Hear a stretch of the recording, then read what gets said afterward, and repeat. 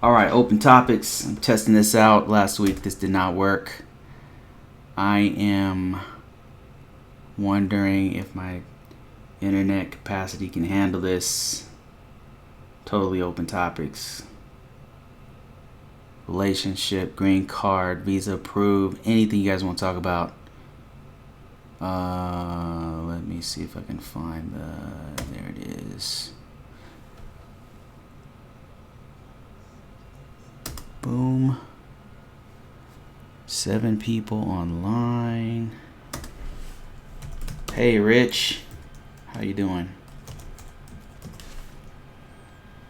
Just setting up over here. Don't mind me. Let me see. How do I fix this thing? HT, what's going on, man?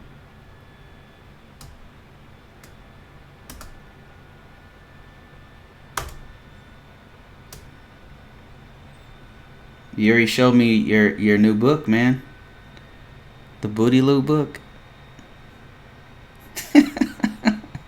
That is crazy, man. Crazy.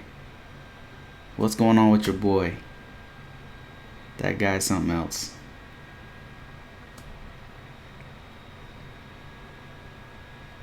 Alright, don't mind me, guys. I'm setting up over here.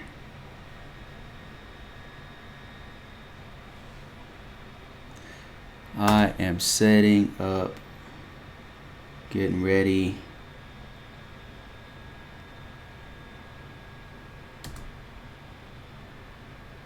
Yeah, man. That guy. Wow. I'm tripping. I could at least talk to you or something.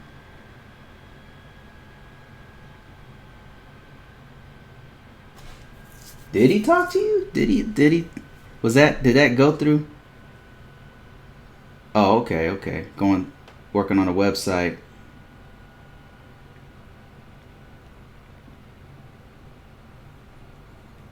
Okay, let me see what we got going on over here. Big O Tires, how you doing? I have a Filipino girlfriend and she's crazy, bro. What should I do? Leave her. Leave her, Big O. That's my advice, man. I know that's cruel, heartless, it's messed up, but I was also with a crazy Filipina. And it doesn't get better, man. It gets worse. I'm going to tell you a story. In fact, maybe that's what this whole session's going to be about. The story of my crazy Filipina ex.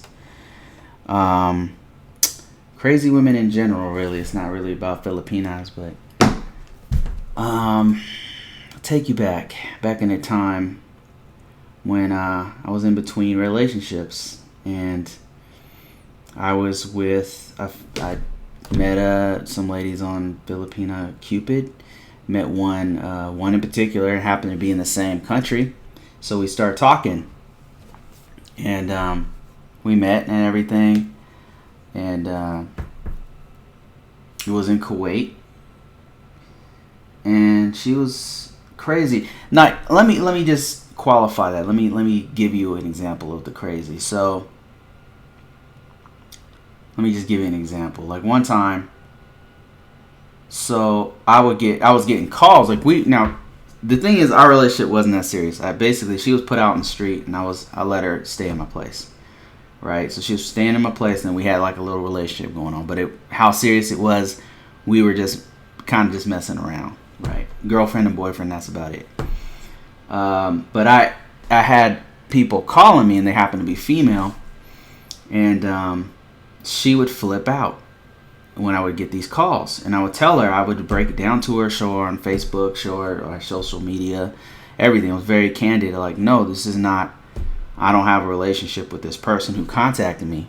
The person who contacted me name was Lynn. And I said, no, like Lynn doesn't even like black dudes.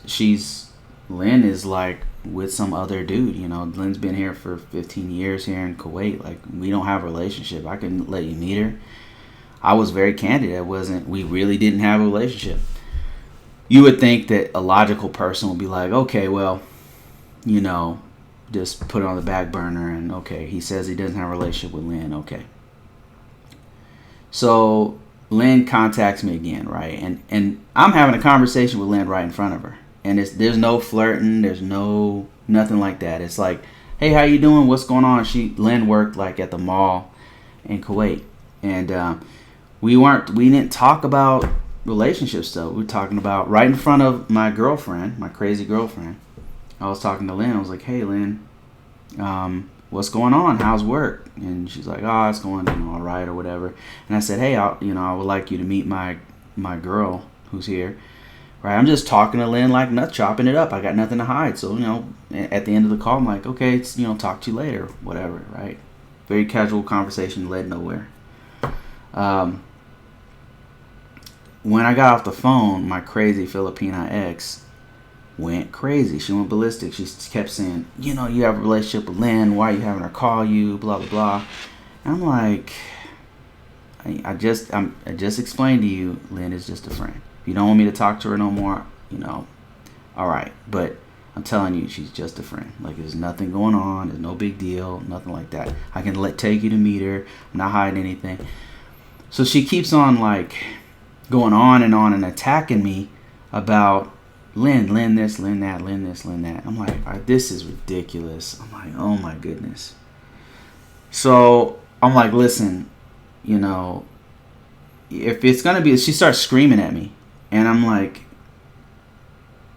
listen, if it's going to be like this, you can't stay here. Because I was a contractor in this facility. And if you cause any problems, not only can you lose the place that you're living in, you could lose your job. So I'm like, listen, like, you can't be screaming in here. I just explained to you there's nothing going on with me and Lynn. Like, that's all there is to it, Very immature woman, like extremely immature. And had never had like a real relationship, I guess. I'm not sure what happened. But finally I was like, hey, like, you have to go. Like, I kicked her out. I was about to kick her out of my place. That's how bad it got. She was screaming at the top of their lungs, and I'm like, I warned her. I said, listen, you can't be screaming here. I'm gonna get fired. I need this job, And then so she keeps screaming, and finally she starts physically attacking me, right? And I'm like, oh my, this is ridiculous. Like, both of us are about to be going out in the street. I'm gonna lose my job. This is not good. So, yeah, my advice to you, man, big old tires, if you're still here, break up. That's my advice. Break up. If she's crazy like that, like where she's attacking or doing kind of stuff you can't rationalize, you can't talk, you can't communicate, break up. Break up and move on to somebody else. Don't waste your time. Because my mistake is I tried to like keep it going. I tried to like work things out. But it just got worse. The longer I stayed with this person who was not in her right frame of mind, the worse it got. So break up, man. Don't put yourself through it. Richard Faith says, I had to break up with my Filipina fiance as she was crazy and a gold digger. Yeah, man. Don't waste your time. Like, the longer you stay with them, if they're crazy, like certified crazy. I'm not talking about you guys had an argument. Everybody has arguments. I'm talking about, like, it's constant, and you could see that it's not going to stop. You could see very clearly the writing's on the wall. It's not going to stop. It's just going to get... They have a behavior pattern that happens every time you get in an argument. You can very clearly see. What happens with us guys is that we get so emotionally attached, and we want to stay. Like, we want to, like, work things out and stuff. And it's like, nah, man, some problems can't be fixed, by you. Like, they need counseling or something. Let me see. I'm getting some messages here. Got about 13 people watching. We got Eye on You News. We got HT Logistics. We got Big Rob in the house. How you doing, man? We got Lady Flipper. How you doing? She says, my visa got revoked. Oh, man. Your visa got revoked. What kind of visa did you have? We got Derek F. How you doing, man? Thanks for all your support. Richard Faith and some others, lurkers who are in the background in the shadows watching, seeing if I slip up or something. I don't know what you guys are doing in the background, but you guys need to speak up. Iron U News says, I will go to her house. House is not lady ready. Okay, I must have missed that. Liz Lazarus will be 1 hour away from me. Oh, you're going to the Philippines? Hold on, let me see. Did I miss something here? You knew this sentence. Can't you get a visa at the airport in the Philippines? Is that from a question, or because as an American citizen, when you go to the Philippines for the first 30 days, you actually don't need a visa. You just go there. After the 30 days, like if you go over the 30 days, then you got to get some kind of a visa. Hey, Ada and Pano, how you guys doing? If you guys didn't know, Ada and Pano are YouTubers. Go check them out. We got HT Logistics in the house, who's a trucker YouTuber. Who else? We got Big Rob, who's also a YouTuber. We got Ion U News. We got Derek F. We got a few YouTubers here. So check them out. We got to keep the community tight. So definitely subscribe to each other. Support one another. And you support somebody when you make a YouTube channel or you have social media, they'll support you back. That's the kind of community we have. But I want to know about this revoked visa, Lady Flipper. What kind of visa did you have? I'm very curious about that one. I want to know more information so I could at the very least pass it on to other people who might be affected by the same problem that you're having. Yeah, I'm going to try to keep this one short, guys, but this is open topics. Anything you guys want to talk about, Yuri, as usual, is at work. Hopefully, if our situation changes, she'll be able to start doing these lives with me like old times and not every now and then. That would be super cool if we could start doing lives together like old times, but like right now, Yuri has to work, so... In fact, I'm messaging Yuri right now.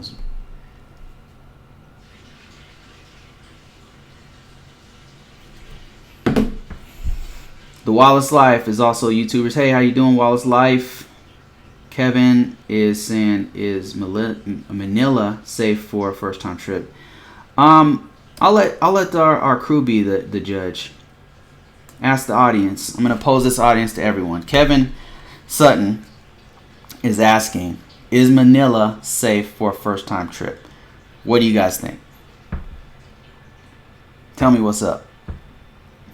Tell this young man if Manila is safe. I would say depends on make sure you're meeting the right people and everything. Overall, I would say Manila is safe. I would say it was safe. Like when I first got there, somebody tried to scam me like right off the box, but it wasn't anything dangerous or anything like that. You definitely want to roll with somebody who you can trust. Like you want to meet somebody, go there, and then hang out with that person, so they can show you the ropes and everything. I wouldn't roll there solo. I don't think that you should roll there. So just because not because it's safe that you're gonna get kidnapped or killed or something like that. It's not that kind of place. It's more like you might get rolled. Like, so people are going to be asking you for like a little bit more. And when I say rolled, I'm not saying you'll be naked in the alley with no money. I'm saying what they'll do is they'll just ask for extra money. You won't know that you're paying the way too much on the tip, things like that, stuff like that. But what do you guys think, audience? We've got several people who've been to Manila, and they'll tell you some stuff. This is a great place to ask that question, by the way.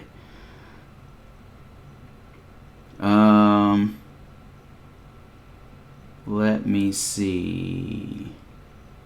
Did Liz Laz get a student visa?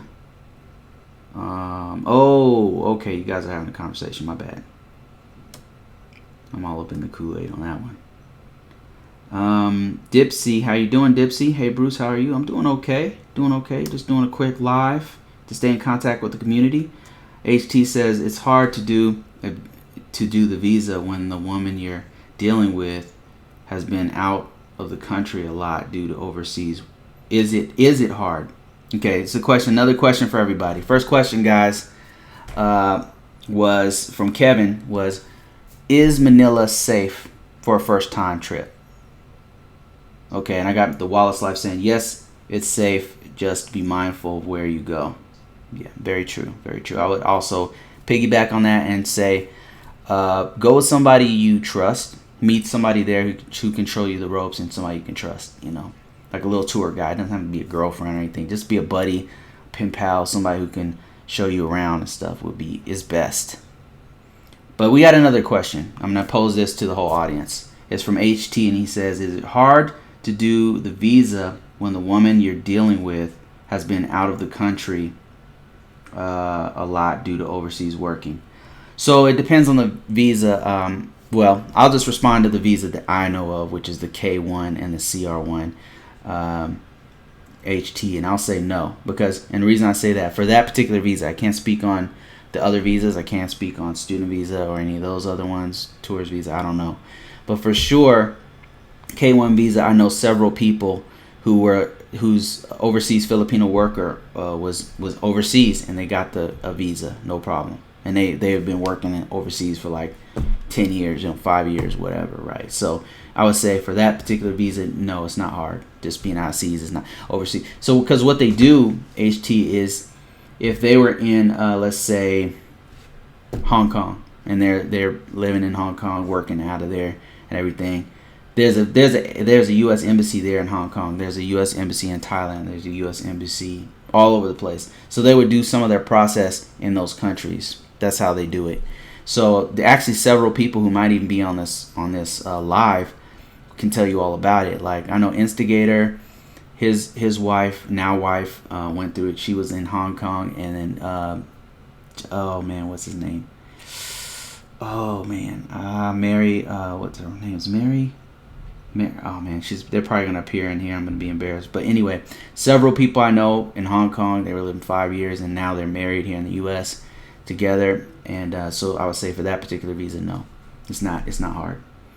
I do know that they ask for a little bit more information. Like if you've been to several countries, they'll ask for like you'll have to. And if you've been to a couple countries within 6 month period, you have to provide a information on those countries for that time frame. So it's just an extra step. But not hard still, I would say. Only One John says, hi Bruce, I plan to propose to my girlfriend, my Philip girlfriend, in January. Congratulations. Congrats. Hope she's not watching this so it can be a surprise. If we marry first, do we still have to apply for a fiancé visa? No.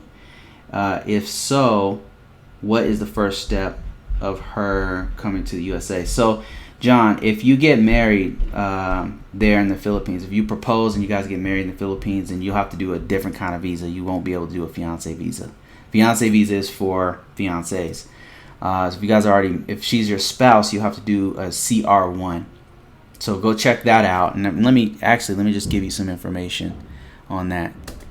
Let's look up CR1 visa. This is a CR1 visa. So it's for spouses, and this is the kind of visa that you would have to do. I hope that's helpful to you. If you want more information, some of the best information is going to come from one of my favorite sites. You can do all this for free on this site. Is Visa Journey, but there's also some places where you can actually pay and they'll walk you through it. There's one called Rapid Visa. Is one where you can pay and they'll kind of do the package for you. But this site, if you're going to do it by yourself, is the best resource. And I don't own this site. I don't get no money off this site, but it's just the best. It continues to be the best resource in my humble opinion. Okay. The Wild Cypher answered that one. Derek F says, not back in the U.S. for one hour. I cussed out TSA. What? Not back in USA for 1 hour, and I cussed out the USA. They tried to profile me and came up with me with my hands on the trigger. Whoa, really? They pointed guns at you? What the hell? Oh my lord, are you serious? Atkins James says, hey Bruce, what's good? How you doing, Atkins? How you doing, man? Derek F says, but on a bright note, my girlfriend and my daughter will be here in 2 months. How hard is it to do the adjustment of status? I can speak on this one. Might have to go through Rapid Visa because we need a clearance for DR end next year. Vacation in November. Adjustment of status, Derek, is not difficult. Let me just show you. You don't have to do Rapid Visa, and I'm being perfect. I'm being completely honest. You don't have to, man. It's just documents. They even have instructions on how to do it. Now, if you feel like you don't have the time to do it, then that's different. Then yeah, do Rapid Visa or whatever. I don't even know if they do adjustment of status. Adjustment of status. Let me just show you. Here I am on Visa Journey. I believe they have a walkthrough of the adjustment of status process. They have several resources here for adjustment of status.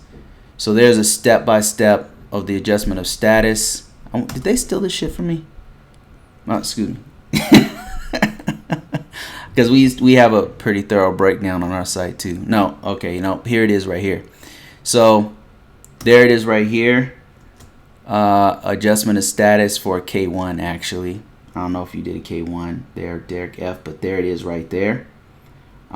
Great resource, Visa Journey. This will walk you through. It's not difficult. It is costly, though. It will cost you money. And your fiance is the one who's going to be the petitioner on that particular document. So, no, to answer your question, it is not difficult. Derek F., did you do K1 or did you do the CR1? I'm curious. I want to say you did the CR1, but... MJB in the Place to Be. What's up, Yuri Bruce? How you doing, man? You guys didn't know MJB in the Place to Be is also a YouTuber. I believe. Are you still doing videos about Philippines and stuff? I know you were in the expat community for the Philippines. Mike T Man, my man right there. How you doing, man? How you doing, Mike T Man? Mike T Man is a longtime supporter of us, like a longtime supporter. So we really appreciate you, man. Wallace Life says your friends will not put you in an unsafe location. Exactly. Most of the time, I think this is answering Kevin's question. Was it Kevin? Kevin Sutton? Yeah, Kevin Sutton. If you're still watching, this is the Wallace Life. If you didn't know, this dude right here is the man you want to subscribe to, because this man has been in and out. Him and his family. He's married to a Filipina. Him and his family are here and living in the U.S. and they go back and forth to the Philippines all the time, in and out of Manila and stuff. So this is the man you want to subscribe to. Ask him questions. They're super cool people. They do lives from time to time. Definitely follow him, Kevin, if you're still watching. Great resource, and this is a great opportunity to ask him more questions. So he knows way more about the Philippines than I do. Subject matter expert on this particular topic. Because I've only been there like 3 times, but the Wallace Life maybe twice, 2-3 times, something like that. Wallace Life says your friends will not put you in an unsafe location. Most of the time, your friends or your lady friend tell you where to go, where not to go. Don't be afraid to go to the Philippines. Man, Philippines is incredible. It's way safe. I would say, and I hate to say this, but I would say most of the places you're going to go as a foreigner are more safe than the U.S. That's not to say that there's not unsafe places in the Philippines. There are. There's definitely places you don't want to go as a foreigner. Hell, as a Filipino, some places, just like every country, right? Just like every place. Some parts of South Side Chicago you don't want to go, right? In fact, you probably don't want to go to South Side Chicago at all. I'm just saying, there's certain places that are not going to be safe for you. So, but I would say overall, Philippines for foreigners is more safe right now. I don't know if that climate will ever change, because from time to time some climates change. But right now, man, it's more safe than most places, cities wise, than you would go. Like I would say, it's more safe than, because Manila is a huge city, right? If you compare it to New York, I would say Manila was safer. If you compared it to Houston, I would say Manila is safer. If you compared it to LA, I would say Manila is safer. So as big cities go, it's more safe than most of the big cities here in the U.S.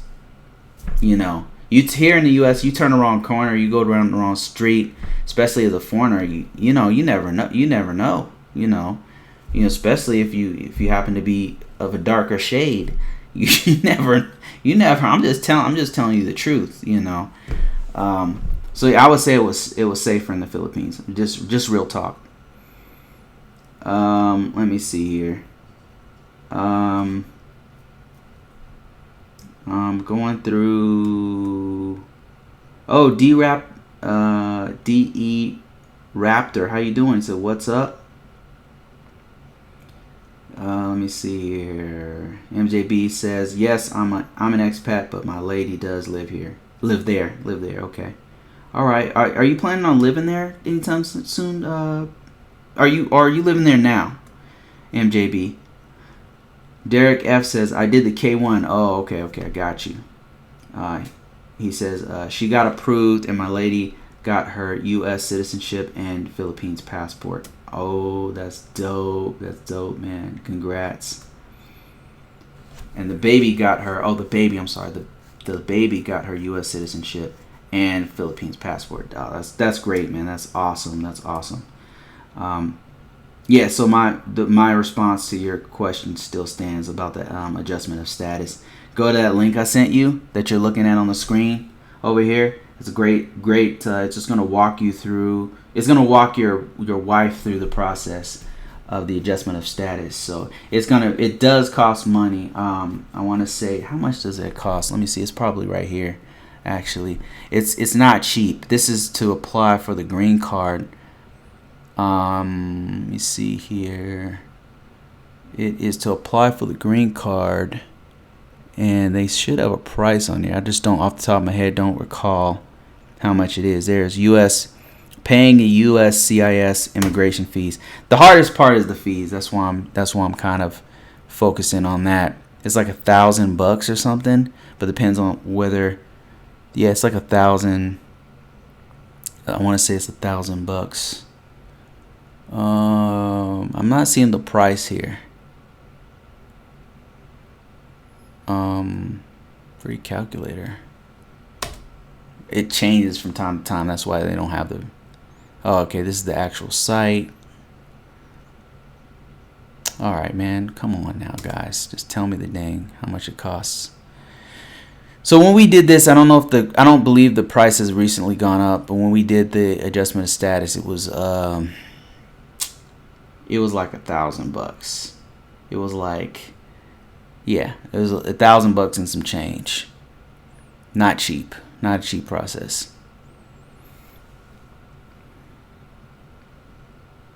All right, let me see who else we got here. I did the K1 and she got approved. Okay, baby got approved. People talking to each other here. Wallace Live. Whoa, man, we got a pretty tight community here, man. Everybody knows each other. That's pretty wild. Mr. Mike T. Man says, hey, Bruce, I saw your comment on Patreon. All I have to say is I know a guy that knows a guy that knows a guy with an alligator farm. Just kidding. What? Oh, man. Yeah, man, that's crazy about the Filipina and Ethiopian. Like, if you guys didn't know, there's this fine YouTuber who made 4 videos and now has over 1 million subscribers. I don't remember her name. You remember her name, Mike T. Man? I don't remember, but she's Filipina and Ethiopian, apparently. I didn't know that until you said something about Mike T. Man, but she's got 4 videos, and she, like, lives in a van with a snake. It's really weird, but somehow she's like a phenomenon right now on YouTube because she just blew the hell up. I think me and Yuri have a theory about why she blew up. We think it's just because she really looks good. Like, she's very photogenic, and usually that goes a long way on YouTube.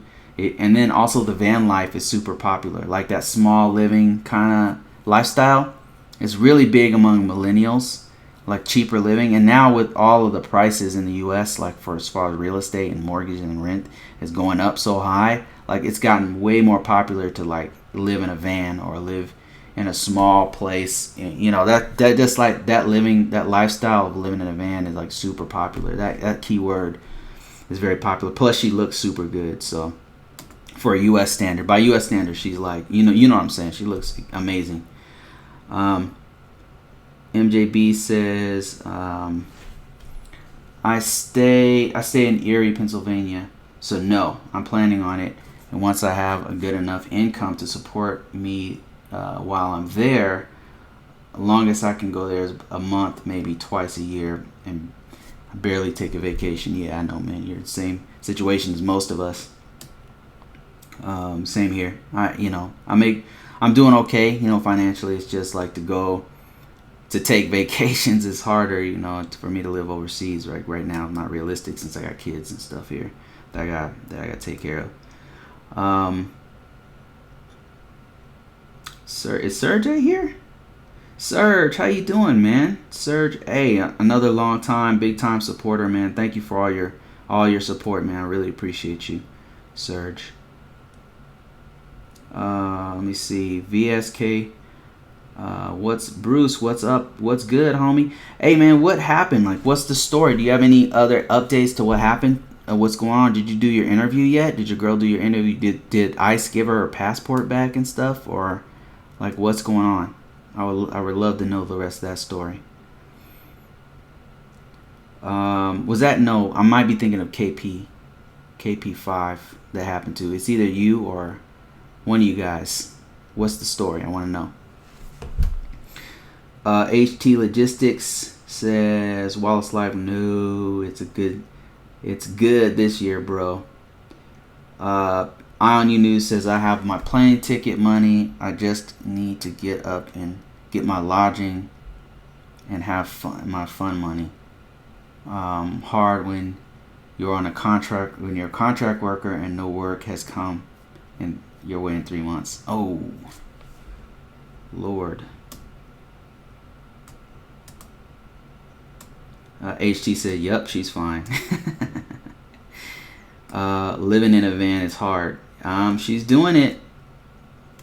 Janelle Ileana. Oh, that's her name. Okay. Yeah, that's my theory. That's why I think she blew up so fast. People have all these conspiracy theories and stuff about it. I think it's pretty simple. Supermom Channel TV says, "Hello, how's everyone? How you doing, Supermom?"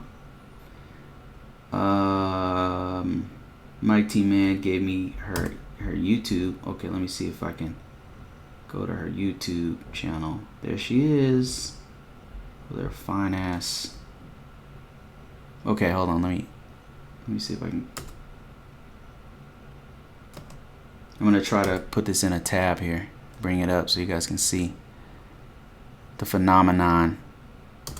So apparently, Janelle has 4 videos and 1.6 million subscribers in the last 30 days. And she only has 3 videos, maybe 4. These are her videos right here. This is her. She's fine as hell. Living in a van. She's Filipina apparently. But her channel is about tiny living. And that's one of the key words. I think that's why she got big, and plus she look at her. Look at these thumbnails. Look at her.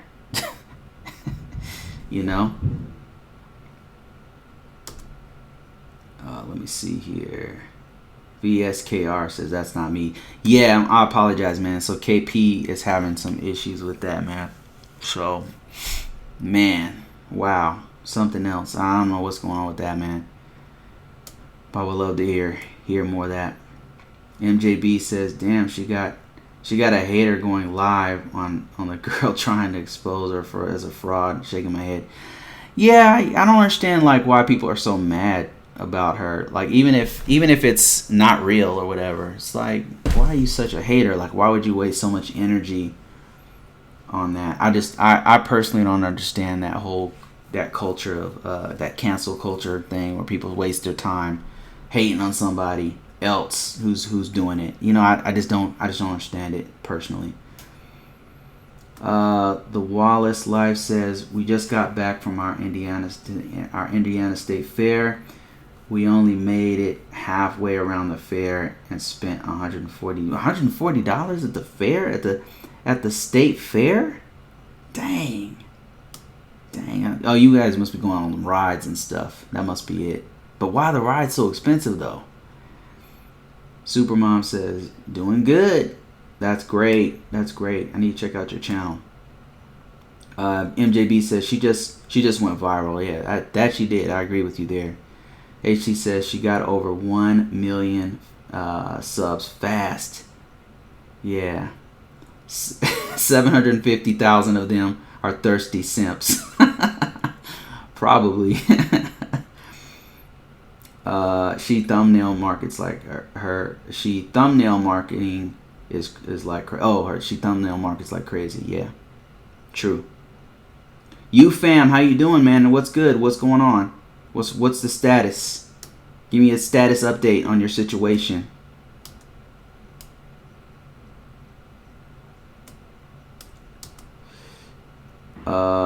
You fam. Oh, it's you fam that happened to. What's the update, man? Give me an update, you fam. MJB says, that's half the story, HT. Send donations and the whole 9 yards.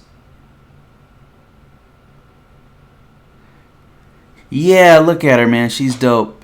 I think that's great, man. I love to see people having success. Like now she's like getting interviews by all these big YouTubers and stuff. That's dope. I mean, I just think the van stuff is huge, and then she looks good. So look at it, and look at these thumbnails. Come on, that's it right there. Let me see how many videos she has. I mean, now she doesn't have to live in a van. She's going to have to change up her whole style now. Now she could probably buy a house if she does things right. She could probably change up her whole thing. She looks like a model. I mean, she could be doing something totally different. YouTube is so tricky, and the algorithm does change sometimes. Yeah, definitely. You never know. Never know. It says 4 videos. I wonder if she hid the videos, because I'm only seeing 3. Maybe one of them got hidden because there's so many haters. Must be.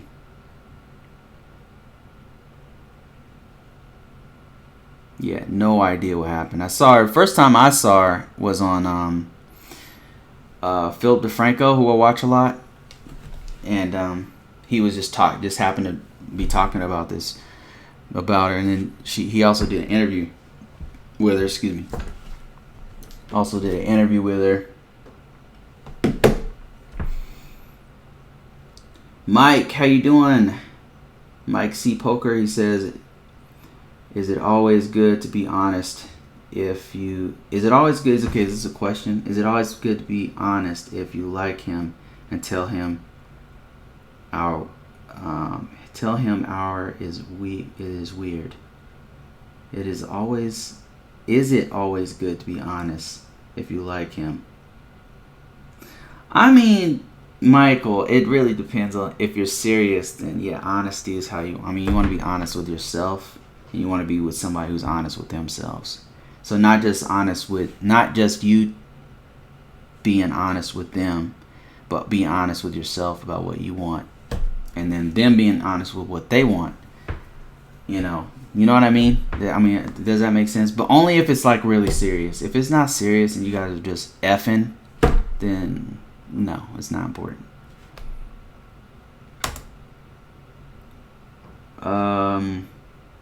UFAM says status. Okay, here we go right here. This is the highlight. UFAM says status is we went back this Friday, and they gave her a court day of May 2020. Hopefully we receive an EAD no later than October, and the green card interview November, December, filed adjustment of status April 16. Why would you have a court day? That makes no sense. None of it makes any sense, man. Especially if you have, I would get a lawyer, you fam. This is fishy, man. It does not make sense. Like both me and Yuri talk about this case from time to time, and it's just, I don't understand what they're doing. Like, especially they're under the same Department of Homeland Security. They should have the same records. And so when I just give you an example, like what the records look like when I say records, what do I mean? Well, when Yuri did her very last interview to become a U.S. citizen, Me and her sat down in front of the immigration officer, and he displays this phone book style. You know the old phone books? Like, I haven't seen a phone book that was this thick and all. Like the thick phone books. I'm looking for like a book that's something that's as thick like this. Like, is this thick. Our file was this thick. It was like a phone book. Old style. 1990s, 1980s phone book. That was our file. And it contained every document we had ever filed. It contained the very first documents I filed day one back in 2014. It had the entire copy of everything I filed in 2014 with all the pictures. It had everything I sent to Yuri, everything she took to U.S. Embassy. It had everything she sent for the adjustment of status. I want to say it even had receipts because it was that thick. There's the only way it could have been that thick is if it had everything from the very beginning. And then I saw him flipping through it, and I could see my own writing. Like, from the very first documents, the original stuff that I sent to them, they had it, and they were asking me questions from that document. All that stuff is with the Department of Homeland Security. It's with the USCIS. The USCIS is under the Department of Homeland Security. ICE is also under the Department of Homeland Security. So that's what we don't understand about that situation. If you guys, let me update you. So what happened was, UFAM is going through the adjustment of, he's went through legally, got his fiance here on a K-1 visa. She got here. Now they're filing for the adjustment of status. They're going through it. In that process, normally what happens is you have this form called a 94, I-94. I-94 is just a document that tracks you coming in and out of the country. That's all it does. It expired. So apparently ICE comes, knocks on his door, and starts asking questions of his fiance, who's here legally, who he paid, all the money that you have to pay to go through this whole long ass process. He's paid it. He's going through all this stuff legally. Why is ICE knocking on his door and asking all these questions? And now he had an interview with ICE. They asked a bunch of questions. And now he has to go back to court in May 2020. Why? By the time you go to court, your girl's gonna have a green card, possibly. It doesn't make any damn sense. It really doesn't. So yeah, I'm tripping about that one. Mike T Man, thank you so much. He says, Bruce, appreciate all your information and you and Yuri put together. I have learned so much. Thanks, Mr. Mike T Man. Thank you for all your support, man. Really appreciate you so much. Let me see here. HT says, if I was her, I would take to an acting career. Who are you talking about? I must have missed. Oh, yeah. For sure. Acting. Something. I mean, she's got the face, she's got the look. Like Janelle has the look for sure, man. She could do it. More power to her, man. If that's her game, man, if somebody put her out there, and if even if it is fake or whatever, like she's sponsored by some company and they had her take pictures by a van and do a video or something. Like, why would you hate on that? That's brilliant. If that's what happened, that's even smarter than if she actually was legit and went to the, yeah. If it was deliberate, it was even smarter in my opinion. Cause let me just subscribe to her real quick. Check out her Instagram. I bet this is lit. Whoa. I might have to save this for later. What is that? Is that her snake? Oh God, no, not a snake. All right.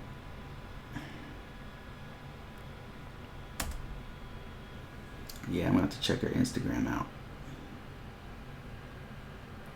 Michael says, I've been good, just lost my job an hour not replying. He's not replying to what happened. HR not replying to what happened on this casino floor. My mom is trying to write a letter. I think HR don't know how to handle special needs workers. Oh man, dealing with HR, man, get another job, man. By the time they're done, by the time they make a decision, it'll be a few months. You know what I mean? You can't rely on them. UFAM says it doesn't. It doesn't make any sense. But they're going to talk to a lawyer. We're going to talk to a lawyer this week and get with ICE to remove us from ICE from ICE because this is crazy. It makes no sense, man. It really does not make sense. Everything is, they're just basically wasting tax dollars at this point. I'm not sure like what they're doing. Like the whole plan of what they're doing, like right now, don't make any sense, man. This climate is mind-boggling to me. Yeah, I think you know what I mean. It's insane what's happening right now.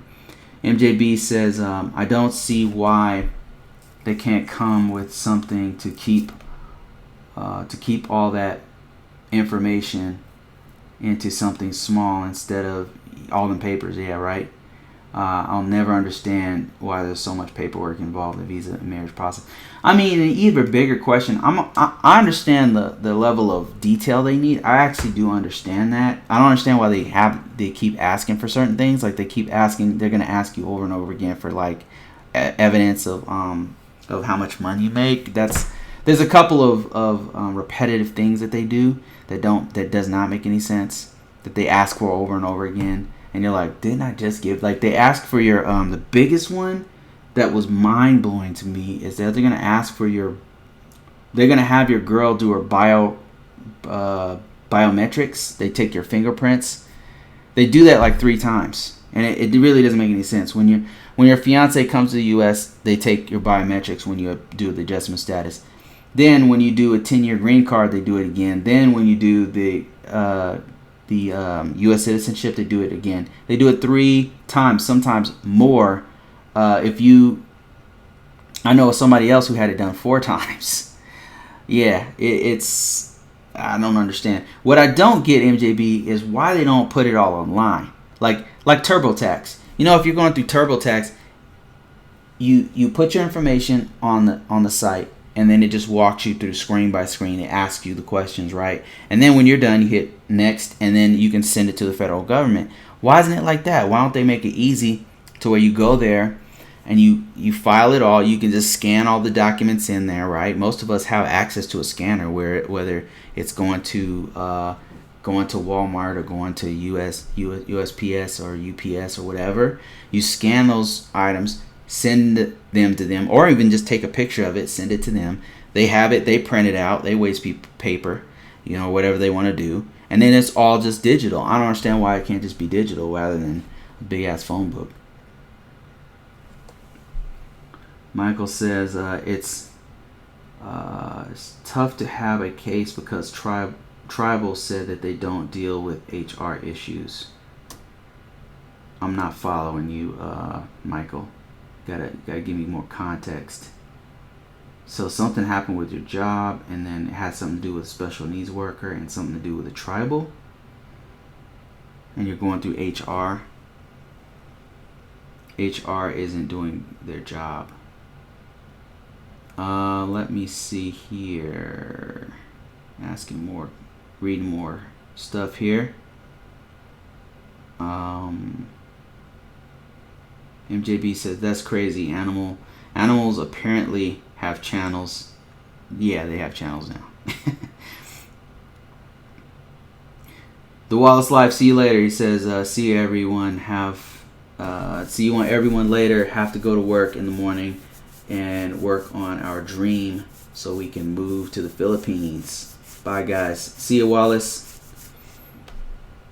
Mr. Mike T. Man says, it's been a trumped up situation. MJB says, peace and blessings to the Wallace Life. UFAM says, now I think that the CR1 is better because having your fiance not able to work or drive can drive someone crazy while doing the EAD and green card interview. Yeah, I mean, that was one of the things that Yuri and I went through. Like when she first got here, like she's extremely independent. Like she's right now working. Like she wants to work, wants to bring, this is how she is.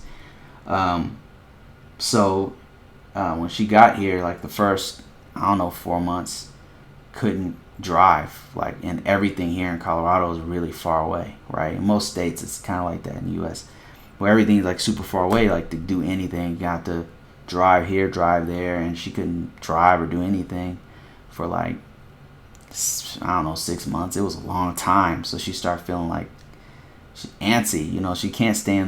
She cannot stay in one place. Like, even when we do lives, I don't know if you noticed, but she's always moving. That's how she is all the time, constantly moving. Cannot sit still, just very active. This is how she is. One of the things that I have to adjust to. And so going through the K1 process, and you have to wait for the EAD. So yeah, CR, looking back, like CR1, she would have, by the time she got here, she'd have a green card, and then she'd be able to immediately start working and doing everything she wanted to do. But our situation was different at the time, because we wanted her here as soon as possible, and at the time K1 visa was the fastest way to do it. And there was a lot of stuff going on at home, so we just wanted to like get in and do our thing and get her here. Wallace Life says the USCIS, they're just making sure that every bit of information you send is consistent. Yeah, I'm okay with that. I understand like them getting consistent. Actually, most of the questions, 90% of it, I get. I really do. I understand why they want to validate like how much money you make, so people don't, people aren't coming here and living off the government, or living on the streets or something like that. I get it. I get that. That makes sense to me. But I just think that it should be digital, to where everything's online, so you can just very easily access it. The process will go a lot faster. It just makes sense. It would streamline it, which should make the process more cheaper and faster, right? So, just don't understand why I don't do that. And let me see. Mike T Man says, "Hey guys, have to roll. Peace, love, and blessings. See you later, Mike T Man. Thank you for that $10, man. Appreciate you." Michael says, "If the case is done, then I'll try another casino job." Are you in Vegas? Yeah, Mike. I'm also gonna be in between jobs here real soon. So right now I've been interviewing and stuff. Got a few things that may happen, or may have already happened. We'll see how it goes. Not too worried about it. Get a little antsy. It's coming up on us. So, it's anytime you go through a major change, it gets like that. So yeah, I'm like you, man. I'm going through some transitions right now. Let me see how many people that we have watching right now. Let me see. It is got this little feature that shows you. Oh man, that's it. Wait, hold on. There's got to be 16 people watching me, hiding in the background. San Diego has casinos? Apparently so. Interesting. Bruce, I got a question. Ulysses. How you doing, Ulysses says, "Bruce, I got a question. Would it help or benefit me if I learn Tagalog and Filipino culture and tradition? If I want to be easier to know my Filipina?" Ulysses, I would say the more you can learn about her culture, the better. The language, to be honest with you, in my experience, has not been necessary. But the more you know, like the better, more respect that you get. The more respect you give, obviously, the more respect you get. So if I could start over, I would immediately start learning my wife's language, which is Cebuano. I don't know any Cebuano, but eventually I'm going to meet parts of her family that don't speak very good English. So I would say, if I were you, like in a perfect world, like if you can learn your wife's native tongue, like that is such a huge benefit, Ulysses, that it's an immeasurable amount of respect that you show to their culture when you learn the language. That being said, you don't have to, because most Filipinos will speak English, but some parts of like the remote family like won't know very good English. So if you can learn it, man, I would do it for sure. Especially if she speaks Tagalog, because there's so many resources to learn Tagalog. Some of the other languages, like Waray and Ilocano and Visaya, they don't have as many resources, but Tagalog has a lot of resources. So I would learn as much as possible, and of course the culture, man. The more you can learn about the culture, I mean, it's. I'm telling you, like when you know her culture, me knowing Yuri's culture, like respecting her culture, has been. I think that's the reason why I won her hand. You know what I mean? Like I think that's what puts me above. Like Yuri has suitors, you know. Like she's a catch, you know. She is a real catch. Not looks, not just looks, but like she's really smart. She's a go-getter. She really takes care of her guy. You know, like she's really a good catch, and as many Filipinos are. But I think that the reason why I have been so much above all the other dudes is, and especially in the beginning, is that I want to learn. Like I want to learn her culture. I want to eat her food. I want to know like what it tastes like, what it's like. I never disrespect her culture, you know.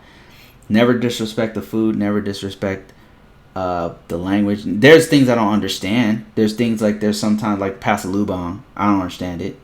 Like you're supposed to, pasalubong means like when you go as a Filipino, if you come from another country, especially America, you go back there, you're supposed to bring gifts to your family. I don't understand it. Like in America, it's you can bring souvenirs back to people, but it's not like required. Like they're supposed to be, if anything, other people are supposed to be graced by your presence when you come back from another country that you've been a long time, but you're not expected to like bring things. There's things I don't understand about our culture, but I try to understand it. You know what I mean? I put a great effort to understand. I ask her questions.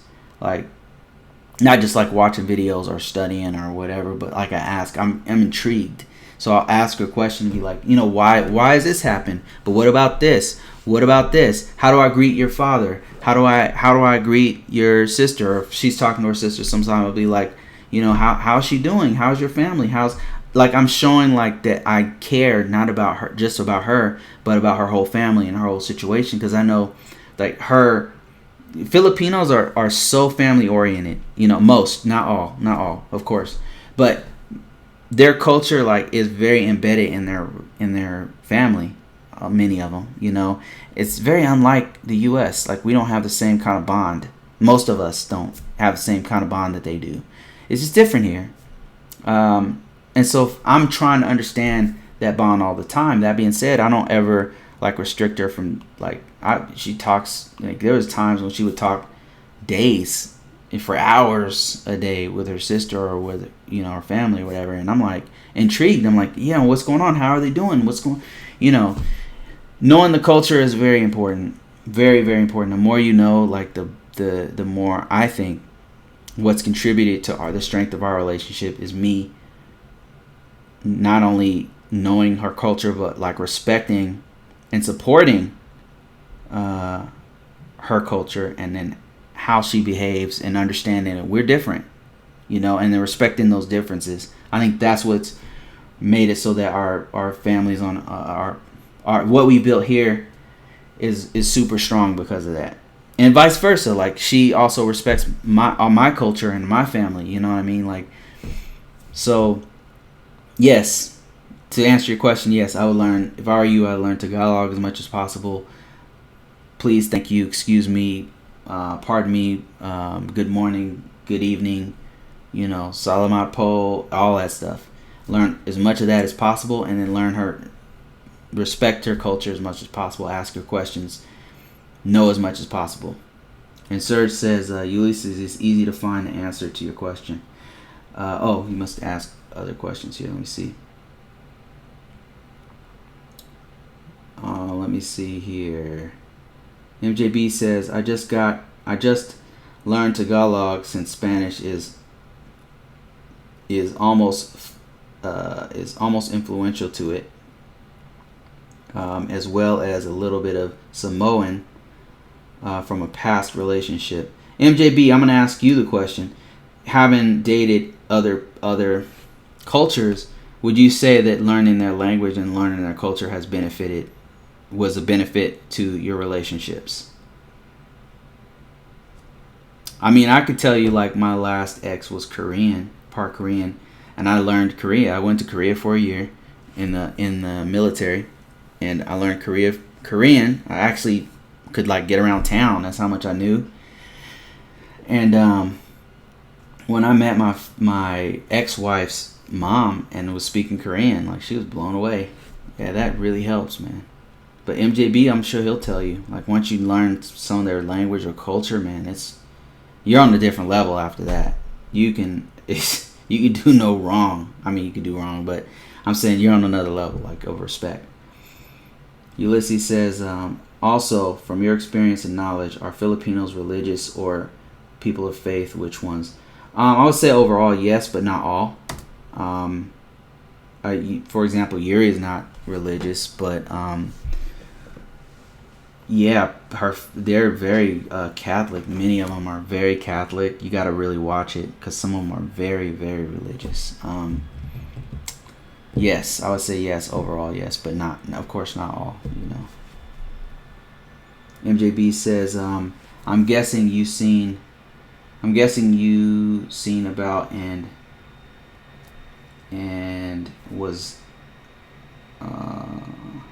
I don't know, LOL. I did a live vid of me trying and failing miserably. Oh, I would speak the language. Serge says, yeah, okay, I already read that one. MJB says all cultures could learn something from each other. To be honest, be open-minded. Yeah, I would agree with that. MJB said, answering my question, he said, I think so, and has really helped to open up other ideas, opportunities, and options. Exactly. I would say that's so true. Like in Korea, when I was living there, learning the language a bit. Now I wasn't fluent. I could get around town. I could say how much is this? Oh my oh, I could say, oh, it's raining. I could say, like, I'm trying to go to the airport. I could say, like, thank you, please excuse me. Like, I could say basic stuff to get around town. And it opened up other opportunities for me there. And, like, I remember one time I'm sitting there and I could read Korean. Like, I can't anymore. I just haven't used it. But I could read it. Like, I was actually going to a college class and then talking. And anytime I got a chance to talk to, like, I would be on the gate. I was a cop at the time. I'd be on the gate guarding the base or whatever. And then I was working with Korean Army and Air Force. And I would be trying to talk to them or read Korean, like, to practice. And they'd be blown away. And then I'd be going around town, just meeting people. And then I would speak a little bit of Korean. And they'd be mind blown. They'd be like, "Oh my God, come into my house. Invite me in their house. Invite me in the house. Invite me to dinner. You name it." It's crazy how many opportunities it opened up just learning a little bit of somebody else's language in their country. And yeah, and so that's the more you can learn about her culture, the better.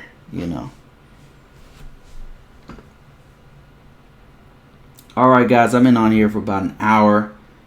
I'm about to get off, but if there's any last questions here, please feel free to shout it out. I'll stay on long enough to answer those couple questions left, but I'm about to end this real soon. MJB says, I have an app and I researched called, you have an app called Translator, and I think it's beneficial to me on other languages, on the language skills. Was Samoan hard to learn? I've never heard of anybody. The first person American dude I've heard about learning Samoan. Your ex must have been Samoan. I'm looking up that app that you're talking about. By the way, I got my phone here. Translator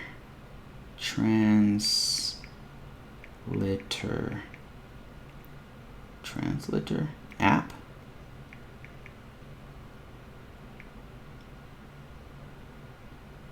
Is that what you call it? You must have spelled it wrong. Called Translator. Really? I'm not seeing that.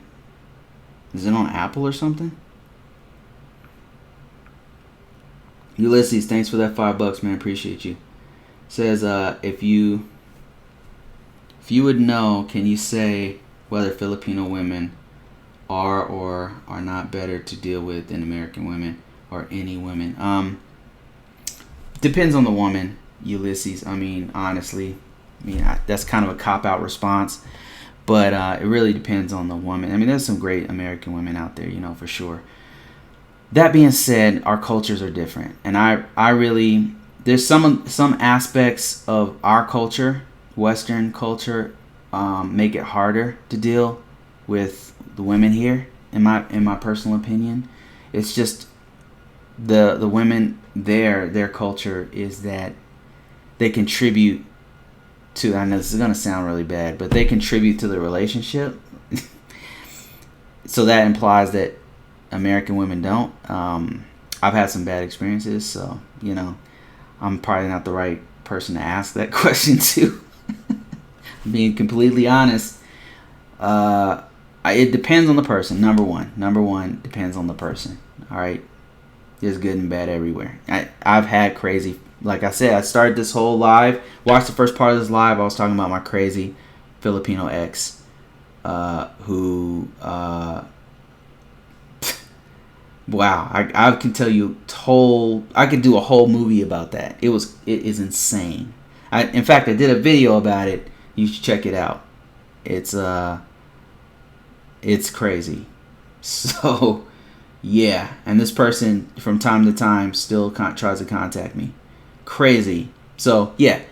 Don't hook up with any crazy women, whether they're American or Filipina or whatever. I would say the culture overall makes it more, and then this is going to change, I'm sure, but the women there their culture is such that the women are breadwinners. The women are doers in the relationship and in the house. Here, America, I can't speak for other Western cultures, but in America, like, we're getting away from that. Like, you're not, as a woman and a man, like, not taught to, like, put as much in the relationship or something. You're just not. You're not expected to do extra, or it is what it is. It's just, it's better. It's, in my opinion, the culturally, it's better for relationships. It is just. And that's just my personal opinion about it. That's not to say that women are better or worse or whatever, depending on the country. It really depends on the person as an individual.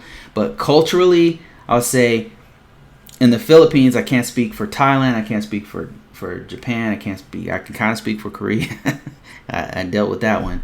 But Philippines, their culture, from a relationship perspective, is better. Is a better match. My opinion. Just my opinion. So don't get mad. Ulysses says, and is it okay?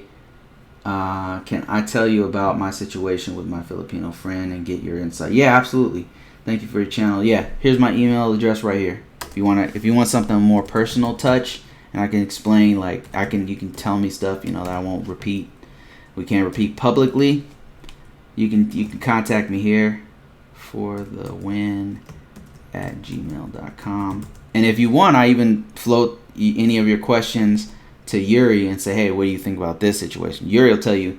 She won't tell you, she's going to tell you how it is. From her perspective, she's very, what's the word? She's very blunt. She's very, very honest, right? So you might hear something you don't want to hear, but she's a very, very honest. And I personally really appreciate it, her honesty. A lot of people don't. We've gotten ourselves into trouble for Yuri's honesty, but that's something I love. I value that a lot. Like, you can find somebody in your life who's super honest like that, or who tell you even stuff you don't want to hear, and I think that's extremely valuable, personally. But yeah, email me there, Ulysses, and we'll talk, man. If there's more personal stuff, yeah, people contact me all the time about very personal things, and it's not repeated on here, so on the public forum anyway.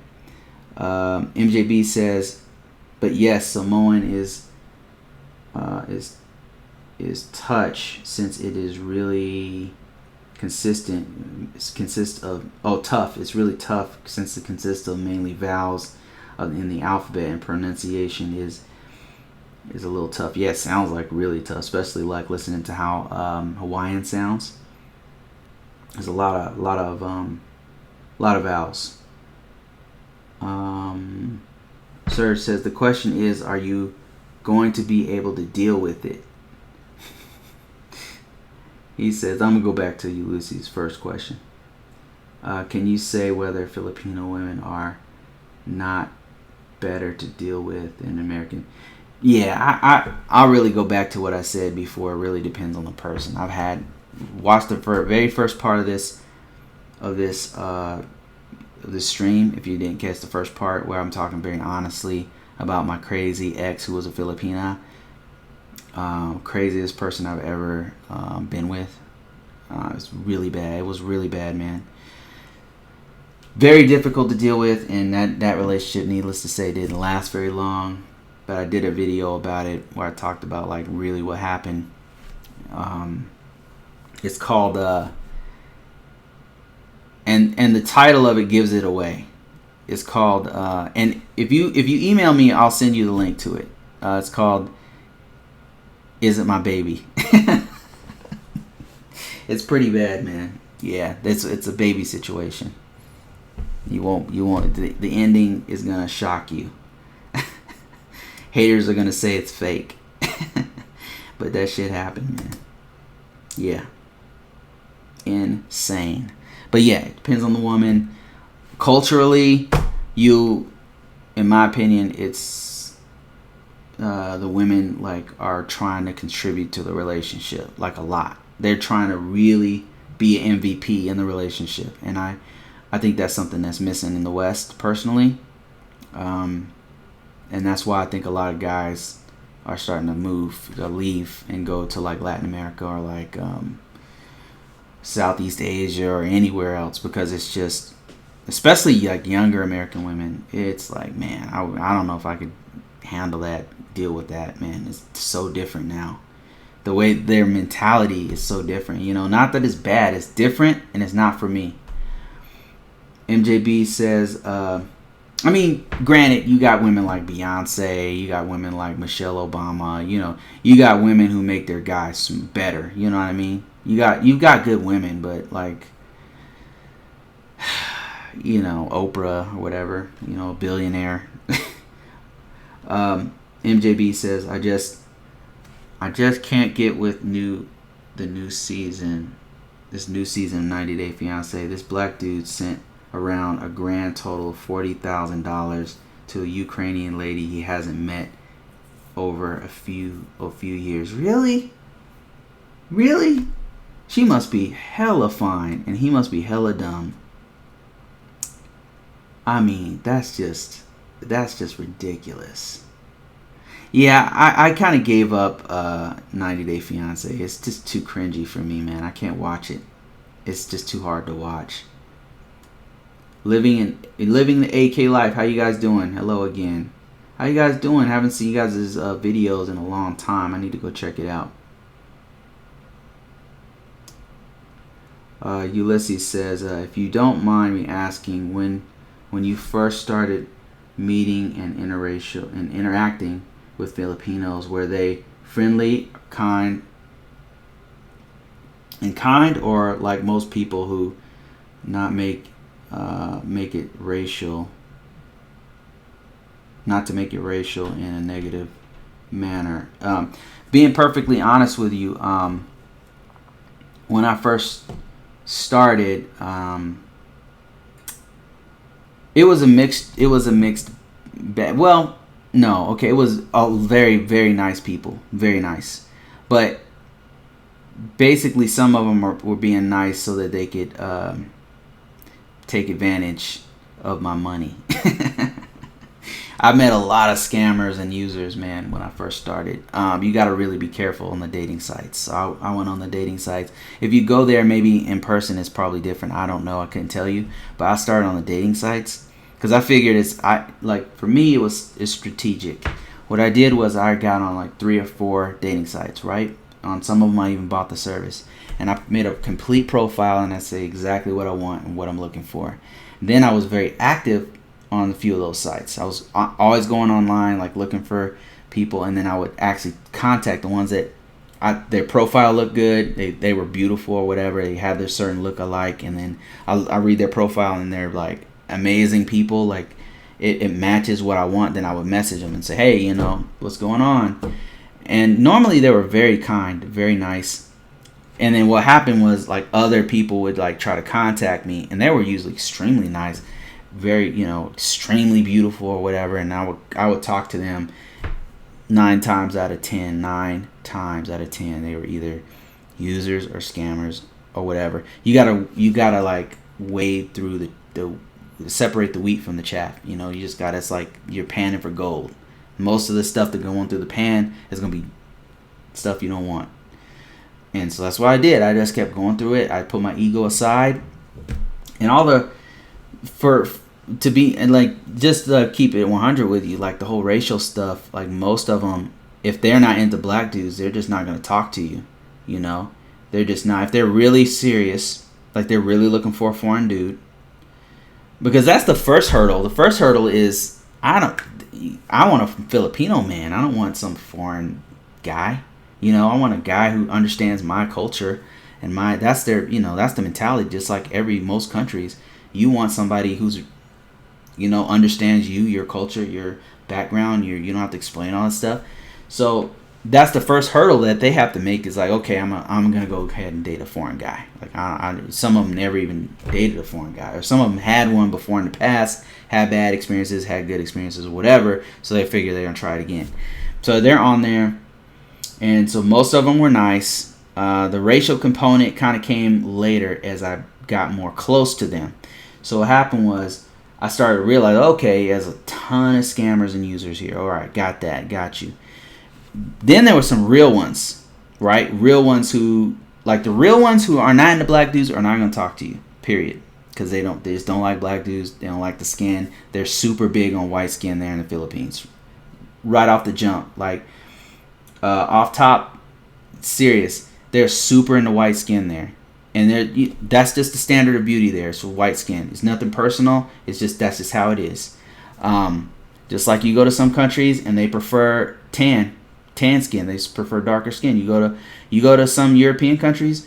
You go there, you're like a damn celebrity because they don't see black people. So it just depends. And in Southeast Asia, they like white skin, man. They're always trying to bleach their skin white. All their actors and models are all white. So there's a small percentage in Southeast Asia who are either they don't see race, like race is like not a deal, nothing, it's like not a factor for them. And then there's some that exclusively date black dudes. So I was, I'm black, so some of them are exclusively coming to me and talking to me and stuff. And so out of those ones who were exclusively talking to me, I would develop like a friendship, and they start telling me flat out, like, here's how it is here. They're the ones that start telling me about the whole racial thing.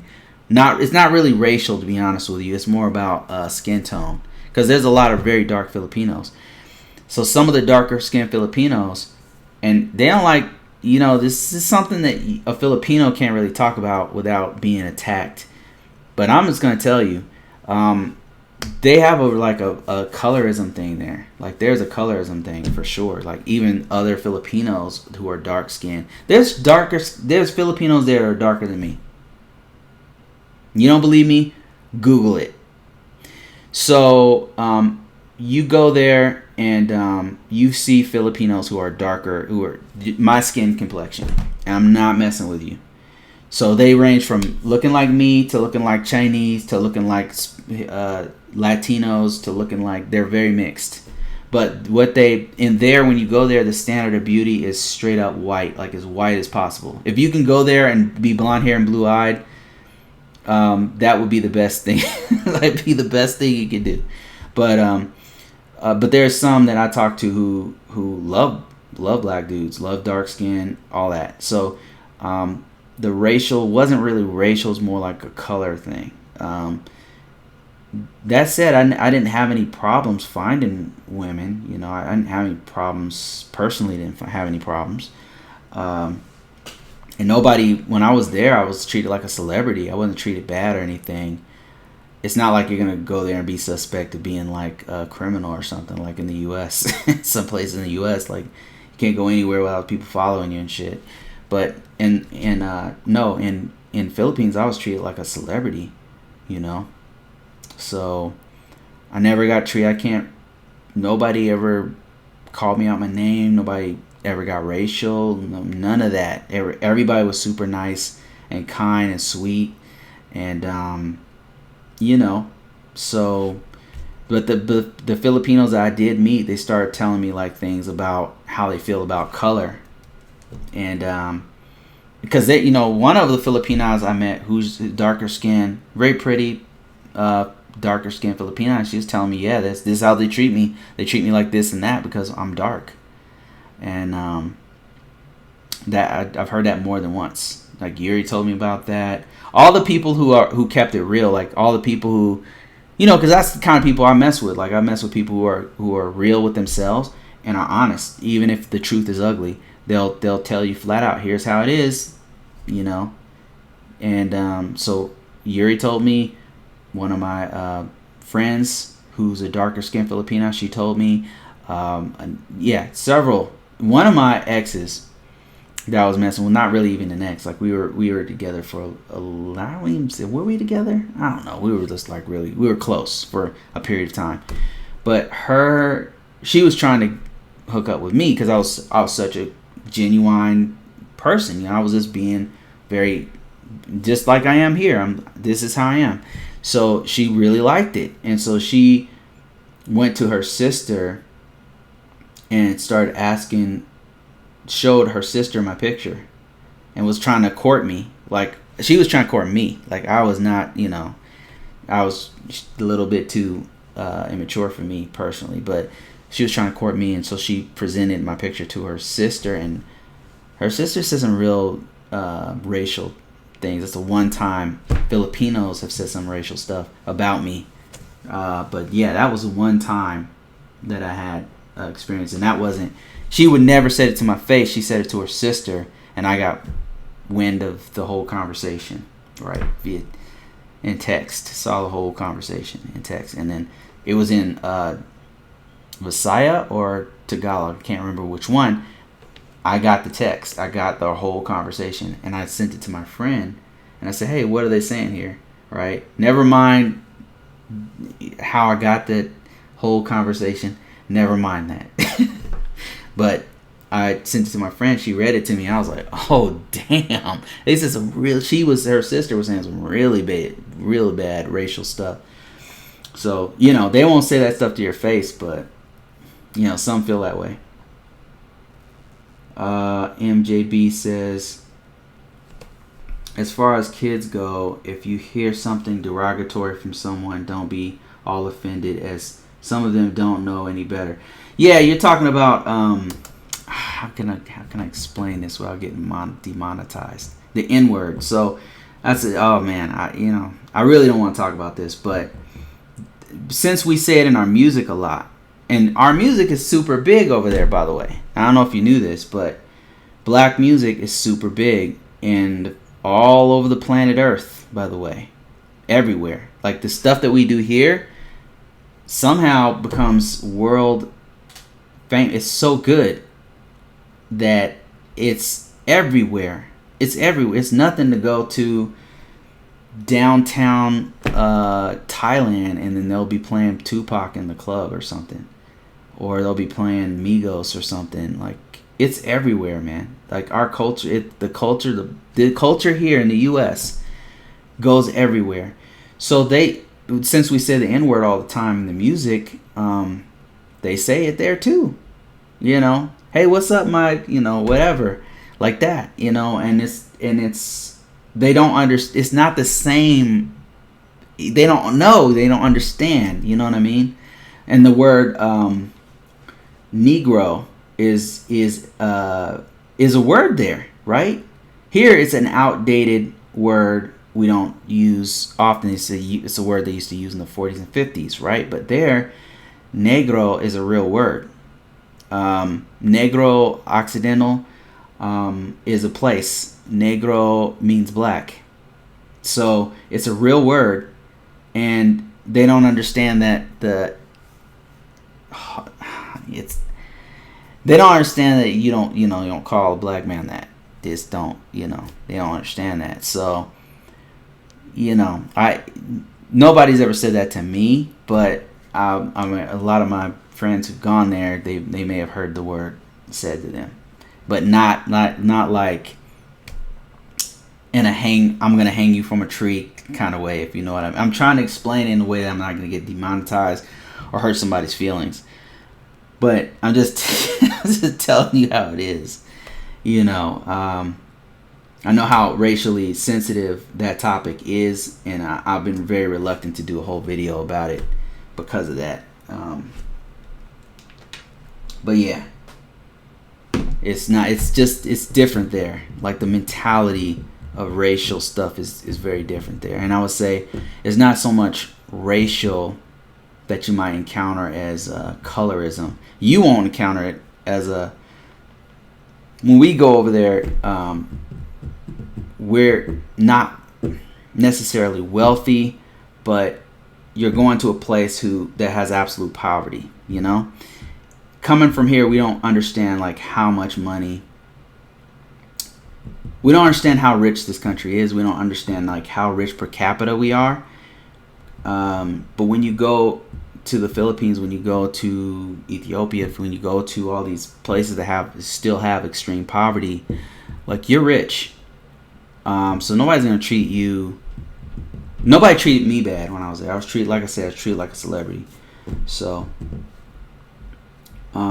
MJB says some other African Americans or white guy don't always speak, but if they say hello, I say hello back. Yeah, me too. Yeah, I usually am open to talking to them, and some people are kind of, I don't really know what their issue is, but whatever it is, I'm okay with their interpretation of reality.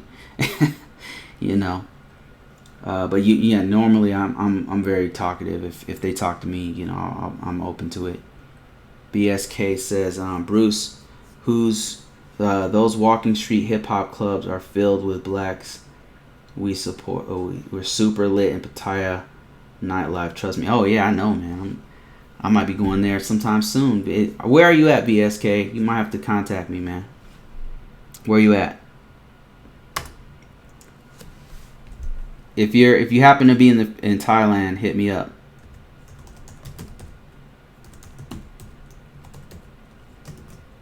I might be going out that way sometime in the near future.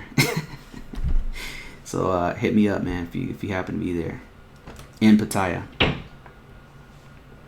MJB in place B says, I personally would be on my very best behavior traveling anywhere in the world. I'm just saying. Yeah, you don't want to get caught up in any bad situations overseas. That's for damn sure. Very different there. Have you ever seen that show Locked Up Abroad? Yeah. I'm always in Pattaya and Cebu. I go back and forth. All right, let me know. I might be there real soon. At an undisclosed time. At an undisclosed place. Doing undisclosed things. Yeah, I mean, I really have a good time in Southeast Asia. I mean, I know that there's a colorism thing and everything, but it doesn't affect me. Um, I'm just there to have a good time, spend some money, and chill with my girl. So, I have not had any kind of like real racial things happening to me while I'm there. You know, which is more than I can say about the U.S., my own home country. Um, but yeah, overseas, I can't even think. I've been to Germany. I've been to all over Southeast Asia. I can't even think of any like blatant. I remember, well, actually, in Germany, they searched me like 5 times. That was weird. I will say that. I think that was in Frankfurt. And I just calmly went along with it. I didn't cause any issues like Derek F, who got a gun pulled out on him or anything. Is that what happened, Derek? I don't know. Am I making stuff up? Sagas, how you doing, man? He said, "What's up, Bruce? I went to a club in Argentina and was surprised at the celebrity status I received in the clubs and other white skin sensation as well. Clubs based on their white skin sensation as well." What do you mean by that? Am I misreading this? Surprised by the celebrity status I received in the clubs based on their white. Yeah. Okay, I understand now. Yeah, it's crazy. I didn't know Argentina was like that too, but Southeast Asia is definitely, wow, man. If you're white, if you're white, man, you get like, you're on a whole different level being white there, because they love them some white dudes there. Yeah, I mean, yeah. And it's not that's not to say I was treated bad or anything like that. And as a matter of fact, there were some places where, like, I was literally treated like a rock star. Like I was, like literally, like it was amazing. It was amazing. But a lot of my Filipino friends, like people that I got close to, they told me like, "What's up?" They said, "Yeah, like this is the top of the list is, you know." They were very blunt about it, and then sometimes on this channel, like I'll say that, and it really pisses some people off. But I'm just telling you guys the truth, man. I didn't say that I made that. I'm not saying that it's right or wrong. I'm just telling you that's the reality of it. You know, that's the reality of it. All right, I think I'm going to hang this up. We've been going for over an hour, and I need to do some other videos. So I am going to call it quits on this one. Thank you so much for your donations. Thanks for talking to me, Ulysses. Thanks for talking to me. Thanks for your support, Mr. Mike T. Man. Appreciate you guys. And don't be offended by anything I said. It's just my opinion, guys. This is just one person's perspective on life. Just because I've seen these things don't make them true. It's just stuff that I have seen. At best, an opinion. No need to be offended by it. Just talk to me. Just talk to me. See you guys later. I'm out of here. I'm gonna try to do the same thing next week. I'm gonna release. I got a video that's gonna be released on Wednesday, and talk to you guys later.